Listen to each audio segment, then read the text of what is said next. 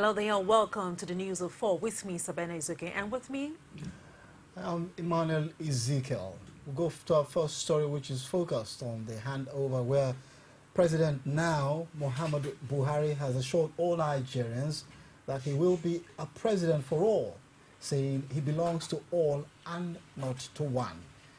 He also assured those who feel threatened by his assumption of office that he is not interested in witch hunting anybody, but also added that his government will tackle the nation's immediate problems headlong. These immediate problems, according to him, includes corruption, power shortages, infrastructural decay, and insecurity, which he says are not insurmountable obstacles. He added that his administration will reform the public service to be more responsible and that he will operate strictly with democratic norms and principles. He also charged the incoming National Assembly to work together with him and the judiciary to move the nation forward, devoid of confusion.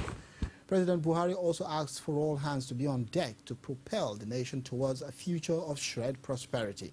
He thanked the nation's neighbors for the support in tackling the Boko Haram insurgents, while also announcing a relocation of the command center in the fight against Boko Haram to Maiduguri.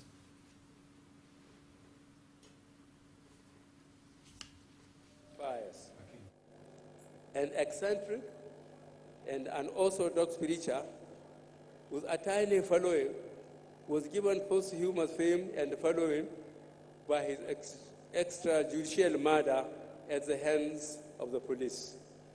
Since then, through official bungling, negligence, complacency, or collusion, Boko Haram became a terrifying force, taking tens of thousands of lives and capturing several towns and villages, covering swaths of Nigerian sovereign territory. Boko Haram is a mindless, godless group who are as far away from Islam as one can think of.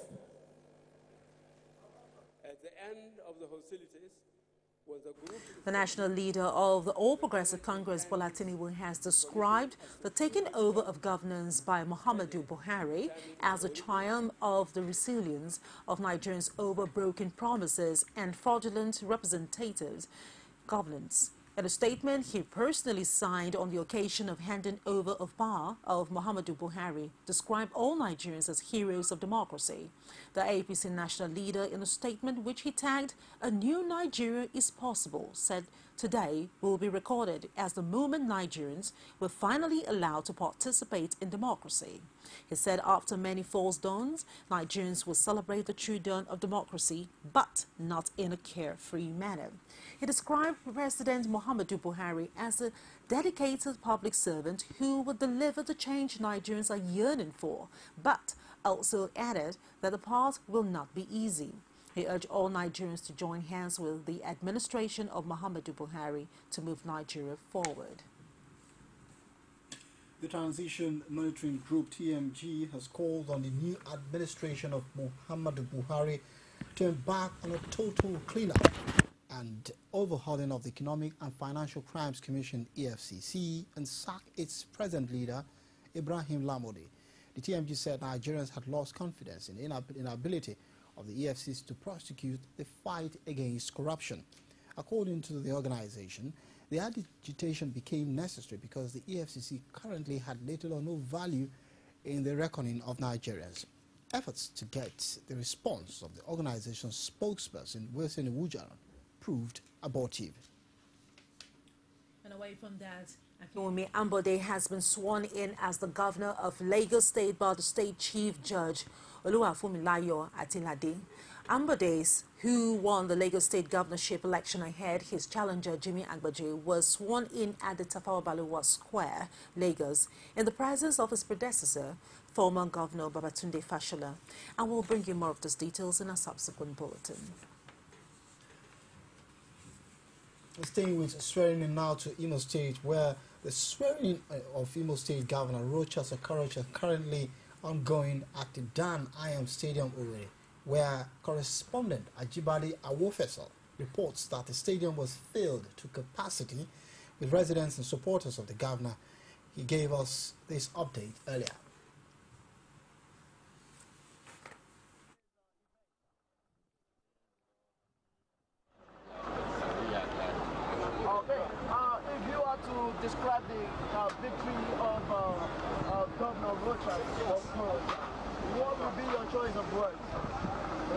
for the people, and always for the people of Imo State has voted him and with all glory goes to God. Well, away from Imo State to Plateau State, where the governor Simon Lalong has also taken oath of office in the state with scenes of unprecedented jubilation at the Rewang Pam Stadium in Jos. The governor, who was sworn in by the state chief judge, Pius Damulak, promises to take the state to the next level and reposition it for better performance and general development. He also promised to address the issue of insecurity that has plagued the state for so long.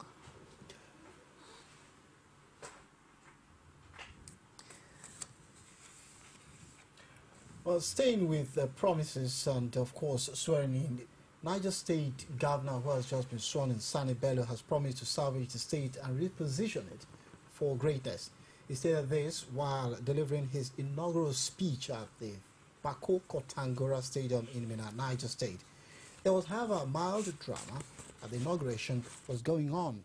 Operatives of the state security services formed a human shield around former governor Muazu Babangida Aliyu after objects.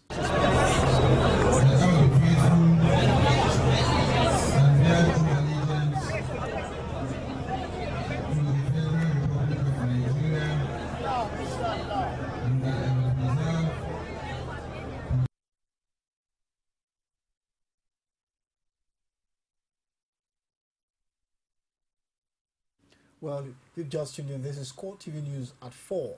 We'll go for a quick break and we'll come back and bring you more stories. Don't go away.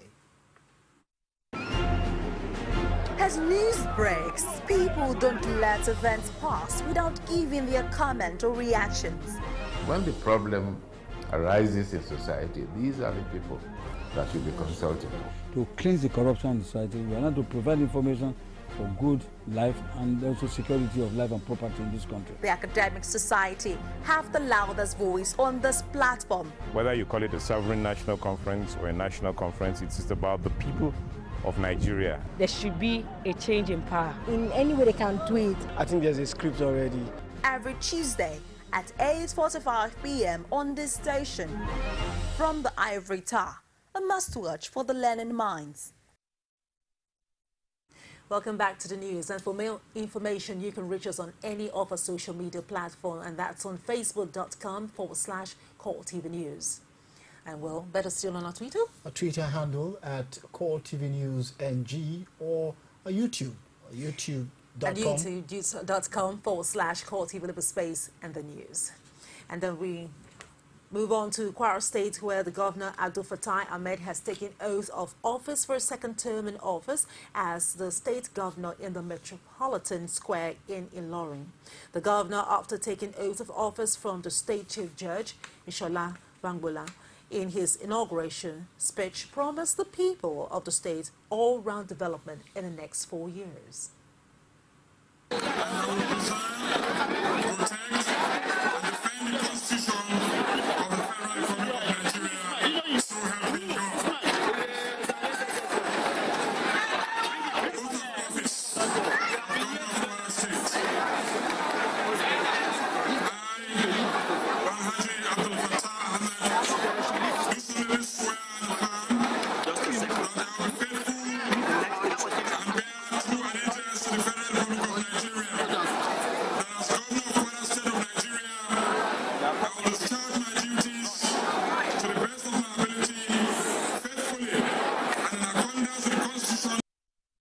Well, our next story goes to Kano, what you might describe as hitting the ground running.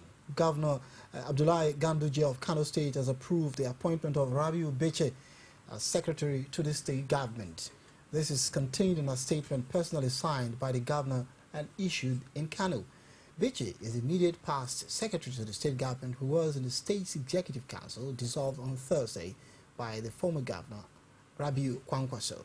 The governor's statement also announced the appointment of Alhaji Usman Mohammed as his principal private secretary and Alhaji Muhammad Naiya as head of service.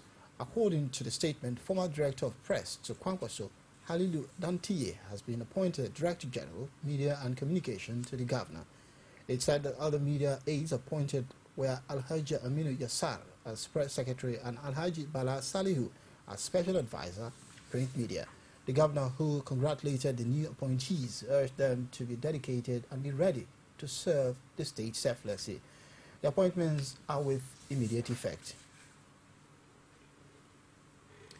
Well, Deputy Senate President Ike Ekweremadu has promised that members of the People's Democratic Party in the forthcoming 8th National Assembly would provide credible and responsible opposition to deepen democracy and promote good governance in the country. He also announced that the PDP National Assembly members-elect would hold a one-day retreat in Port Harcourt on Monday, the 1st of June 2015, to strategize towards their opposition role in the 8th National Assembly. In a statement in Enugu on the occasion of Nigeria's 16th Democracy Day anniversary, Senator Ekweremadu described the smooth transition from the PDP administration to the All Progressive Congress as the APC government as a big leap for the nation's democracy. The Deputy Senate President said the PDP National Assembly members-elect decided to organize the retreat to equip its members with the requisite skills and knowledge on change management. This, he explains, is because, as members of the former ruling party, many of them are about to be confronted with new experience.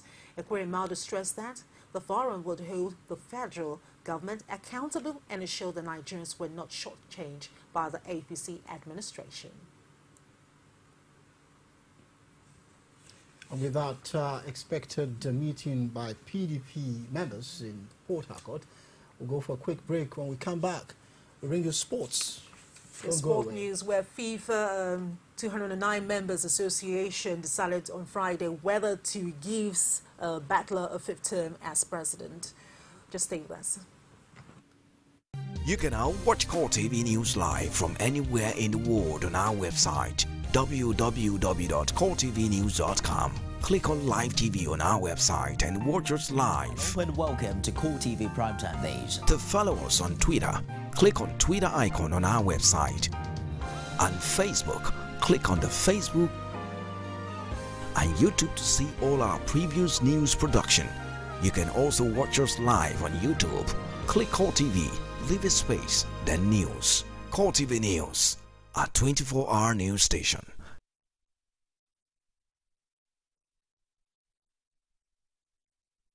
Welcome back now to the exciting world of sports, and Sabina will kickstart that. Okay, Dinamo Moscow are on the verge of signing Fenerbahce striker Emmanuel Emenike, and the Nigerian international has fallen out of favor with Fenerbahce fans as the board after a poor season by his standards. And Emenike only scored 5 goals all season despite playing predominantly as the team first choice striker. Emenike was also closely linked with a move to Tottenham over the winter transfer window, when it was speculated that the London club was ready to table €10 million for the striker.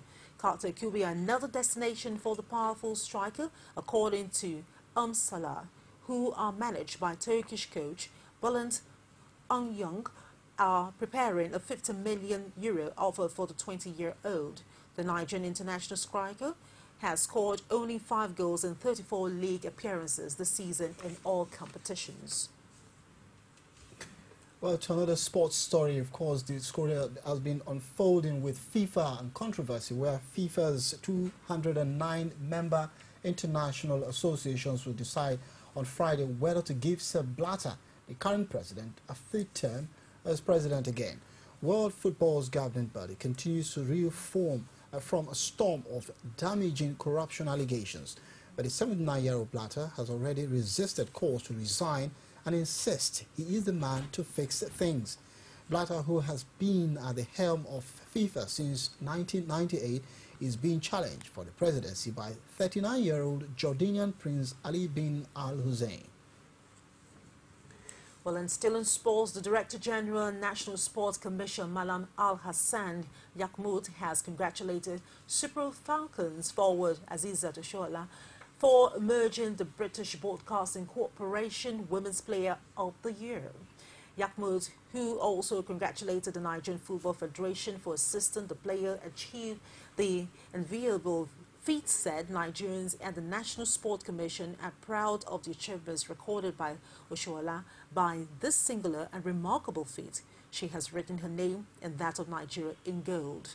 The Director General also recalled the recent achievements recorded by Oshoala and reaffirmed that she did the nation proud recently by emerging the African Women Player of the Year and African Youth Player of the Globe Calf African Football Awards.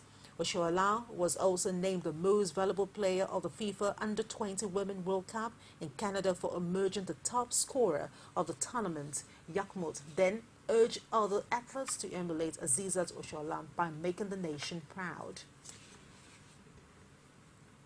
Well, if you just tuned in, this is CoreTV News at 4. We'll go for another break and come back to bring you news outside Nigeria. Stay with us. One continent, 54 countries, over 2,000 languages, but united with similar interests. As news breaks, we give you in-depth analysis around Africa every Monday on CoreTV News.